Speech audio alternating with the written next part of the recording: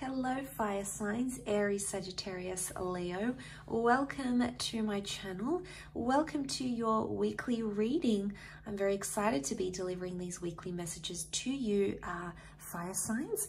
Of course, this can be for this can be for Aries, Sag, Leo. And if you also have heavy Aries, Sag, Leo in your birth chart, then these messages could absolutely be applicable for you. Also to the cross watchers as well, dealing with one of those signs. So I've premeditated on these cards. I've laid them out.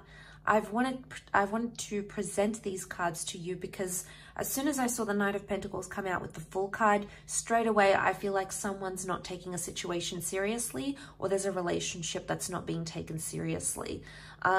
Things are very one-sided, or things are going to appear very one-sided. One of you is coming up as a Knight of Pentacles, steadfast, strong, committed. The other is coming up as the Fool, someone who's not as committed as a Knight of Pentacles, and someone who doesn't take things as serious as they should. So there might be some playing games this week. There might be some, the Fool can be like this energy where things aren't being taken seriously. There's a little bit of immaturity.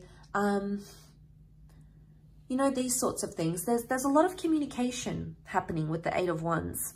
And I feel like this communication is going to be very telling of where this person is, where you're at, fire signs, and also where this person is.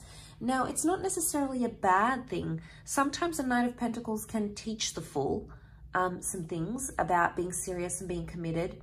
And sometimes the Fool can teach the Knight of Pentacles to be more lighthearted in the situation. To not be so stern and not be so serious and not be so sinister. So there's actually a blessing that's coming from this sort of division. You know, I don't think it's anything bad. I think with the Fool card, it could just be minor games and immaturity on your part, or maybe your person's. But this immaturity is going to come to light. I'm also getting with the Fool is sometimes there's selfishness involved with the Fool. The Sun is the self. The Fool comes first, okay? This is what the Fool wants to do. This is his prerogative, his intention, his wants, his needs. So someone is maybe being in a selfish energy here. Now, the Fool is also Aries energy. So I don't know if there's a message here that some of you need to come into Aries energy and be more selfish in a relationship if you haven't been.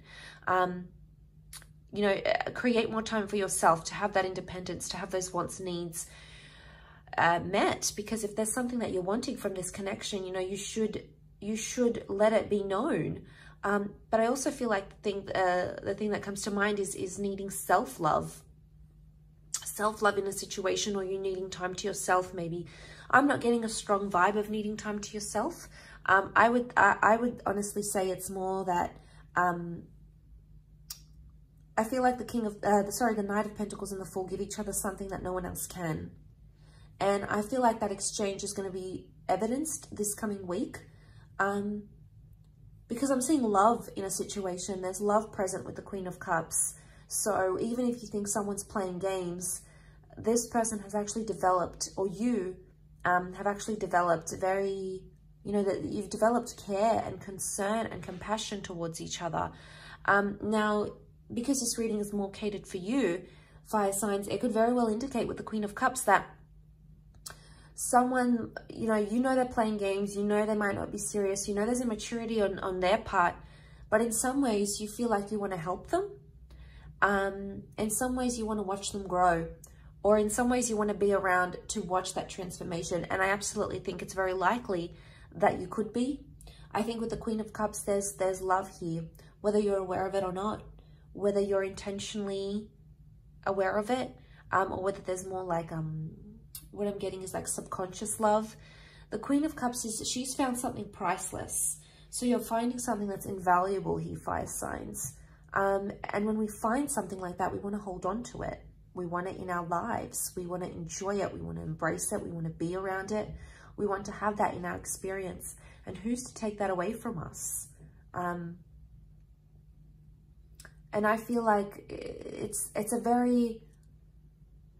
The message that I get with it, it's a crowning moment. And I'm saying that because of the crown that the Queen of Cups wears.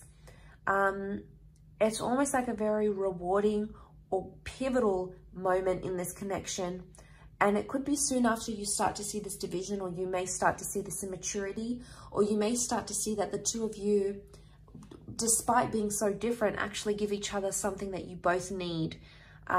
Because of these differences, it gives you something you both can give to each other, and it gives you something that you can both sort of benefit from. So this is a good process of symbiosis where you give each other something that no one else can. And that's why I feel like that's maybe the crowning moment in this connection or in this relationship. I mean, for some of you though, I feel like with the 8 of Wands, there's a message coming from God, from your spirit guides, from the heavens, you know, from the universe, whatever it is that you believe in.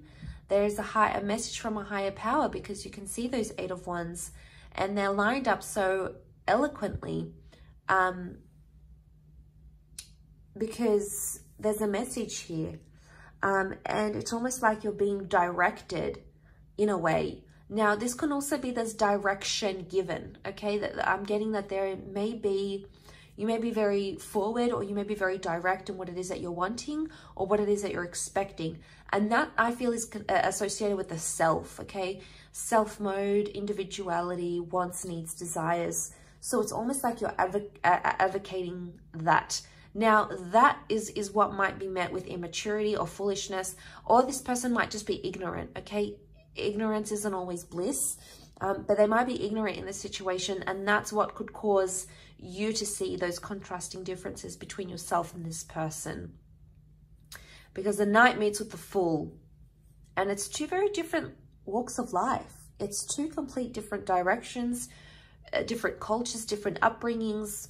But like I said, I believe that underneath it all, the Queen of Cups is telling me that there can be something very genuine here, despite those differences that you may have, or despite how this person reacts to your wants, needs, desires now. Maybe they've got some growing up to do.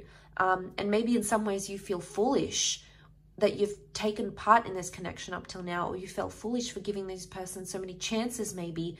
But there's evolution. Why? Because the 8 of Wands is here. This is climbing that ladder, essentially growth and evolving and transformation. So it's a pivotal point that's coming up. Again, I want to reinforce and highlight that crowning moment that's happening here for you, fire signs. So I will leave it at that. It's been a very enjoyable reading, so I do hope you have enjoyed it. Of course, if you are after a private reading with me, please feel free to email me. Otherwise, I do hope you have a wonderful week ahead, and hopefully we shall be connecting very soon. So thanks again, everyone, and bye for now.